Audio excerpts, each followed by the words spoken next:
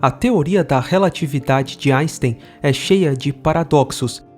Como exemplo, considere o seguinte experimento mental.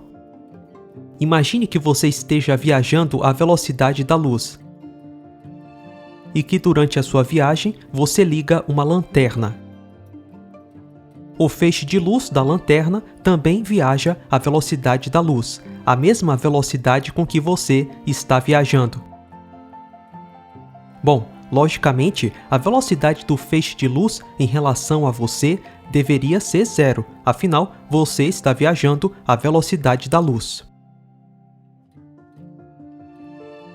Porém, segundo a teoria da relatividade, o feixe de luz da lanterna vai se afastar de você a uma velocidade de aproximadamente 300.000 km por segundo. Na visão dos relativistas, é como se você estivesse parado e ligado à lanterna. Antes da relatividade de Einstein, todos os físicos diriam que isso é uma loucura.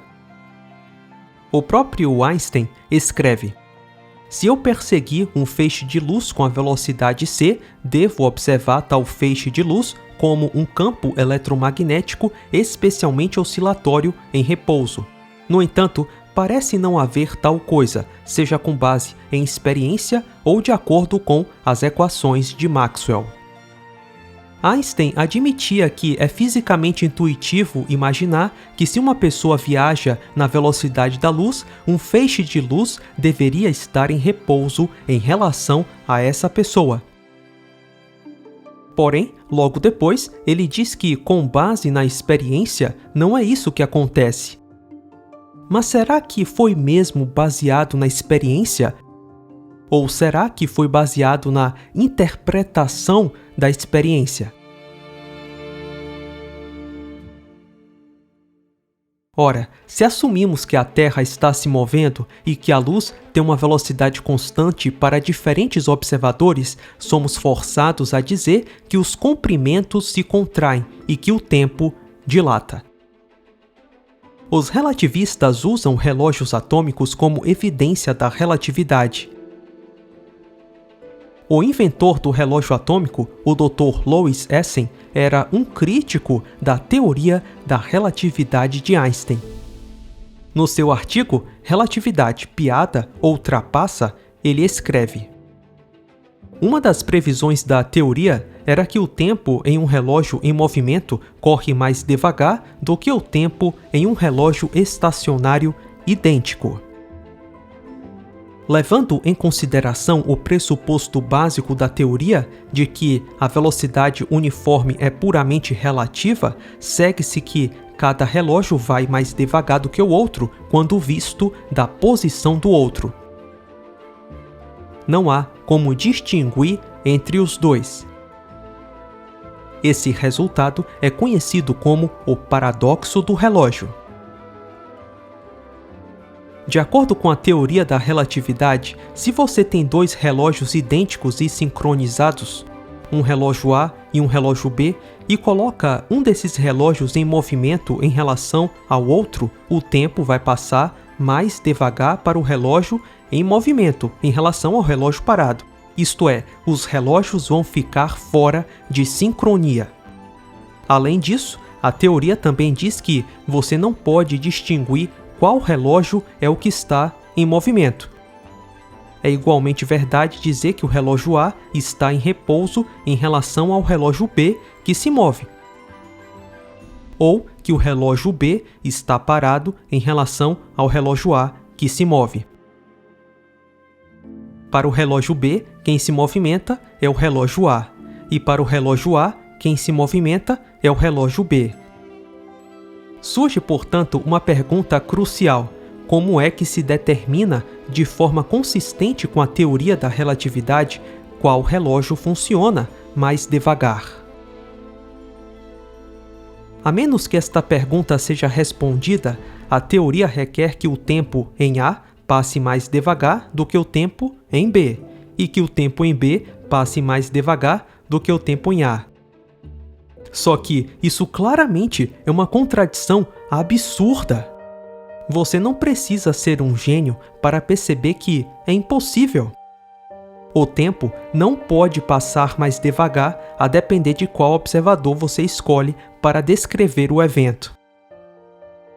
Foi uma das principais críticas do físico Herbert Dingle à teoria da relatividade de Einstein. Dingle era um professor universitário, referência no ensino da teoria da relatividade de Einstein. Mas, depois de um tempo, ele percebeu que essa teoria é cheia de paradoxos e coisas bem estranhas. E, curiosamente, a crítica de Dingle à relatividade, quando vista por um olhar mais atento, reanima uma discussão até então esquecida, a Terra fixa.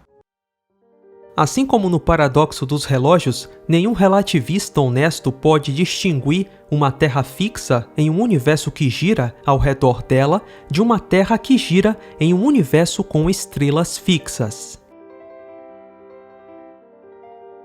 Da mesma forma, nenhum relativista pode distinguir entre a Terra que gira ao redor do Sol ou o Sol que gira ao redor da Terra. E se a relatividade não consegue fazer essa distinção, ela não pode afirmar que a Terra gira ao redor do Sol e não o contrário.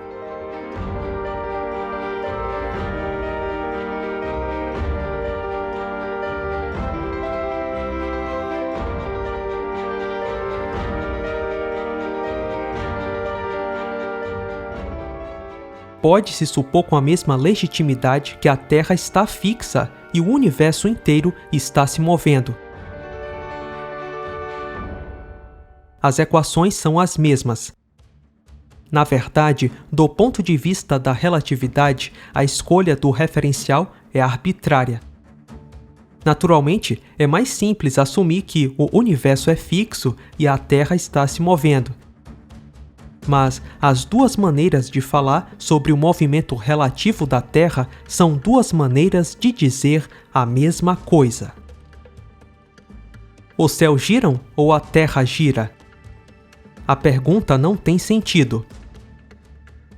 Uma garçonete pode perguntar a um cliente se ele gostaria de sorvete em cima da torta ou se gostaria da torta embaixo do sorvete.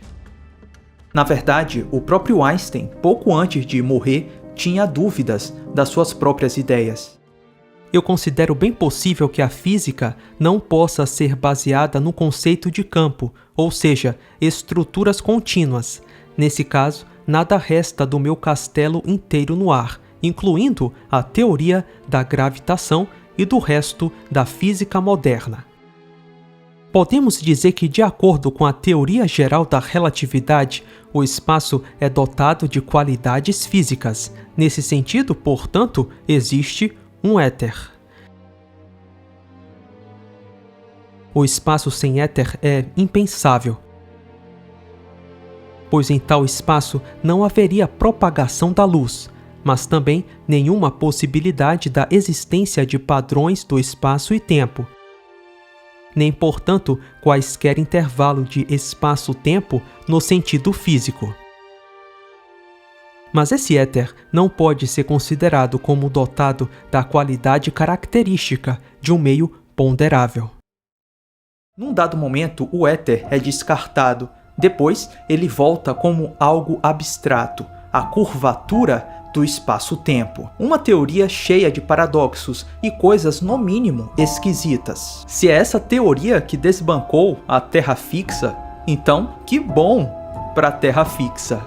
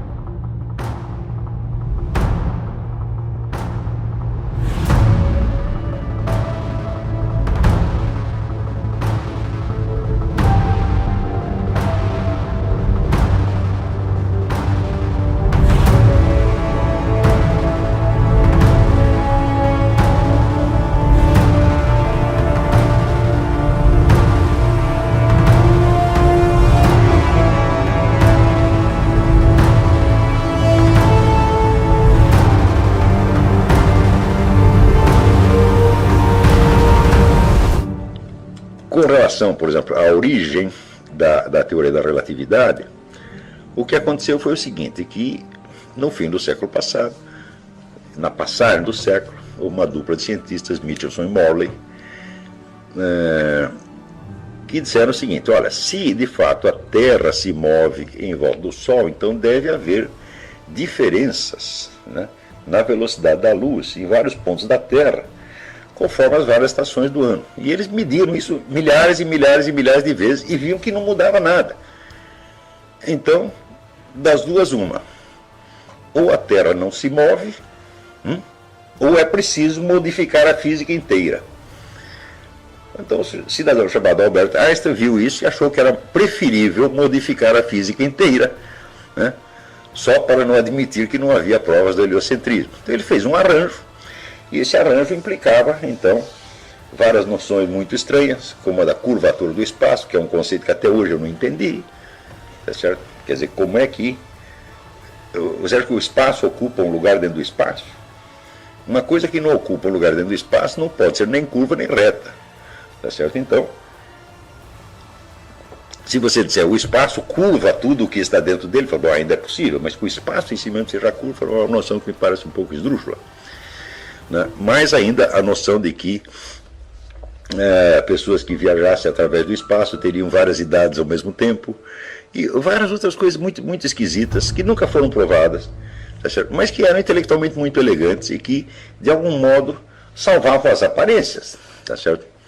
Então, o fato é que, no confronto entre geocentrismo e heliocentrismo, não existe nenhuma prova definitiva de um lado nem do outro, e você pode usar um sistema de referência, como pode usar o outro, mas se você insinuar que a Terra não se move, que ela é o centro, as pessoas vão internar você imediatamente.